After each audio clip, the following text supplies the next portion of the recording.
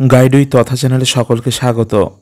আবহাওয়া দপ্তর জানিয়েছে এই মুহূর্তে উত্তর বাংলাদেশের ওপর একটি ঘূর্ণাবর্ত অবস্থান করছে, যা আগামী 48 ঘন্টার মধ্যে পশ্চিমবঙ্গের ওপর আসতে পারে।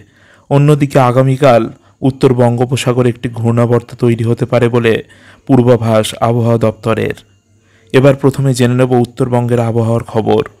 শনিবারের জন্য আপাতত ভারী বৃষ্টি কিংবা বজ্রবিদ্যুতের কোনো পূর্বাভাস নেই।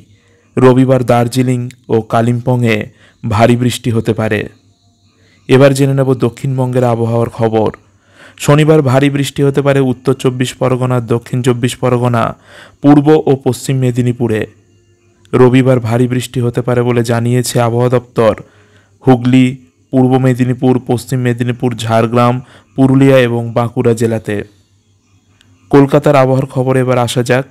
আগামী 24 ঘন্টায় কলকাতা এবং আশেপাশের এলাকায় সাধারণভাবে মেঘলা আকাশ থাকবে। দু এক পশলা বৃষ্টির সাথে কিছু কিছু জায়গায় বজ্রবিদ্যুৎ দেখতে পাওয়া যেতে পারে। সর্বোচ্চ ও সর্বনিম্ন তাপমাত্রা থাকতে পারে 32 ও 27 ডিগ্রি সেলসিয়াসের আশেপাশে।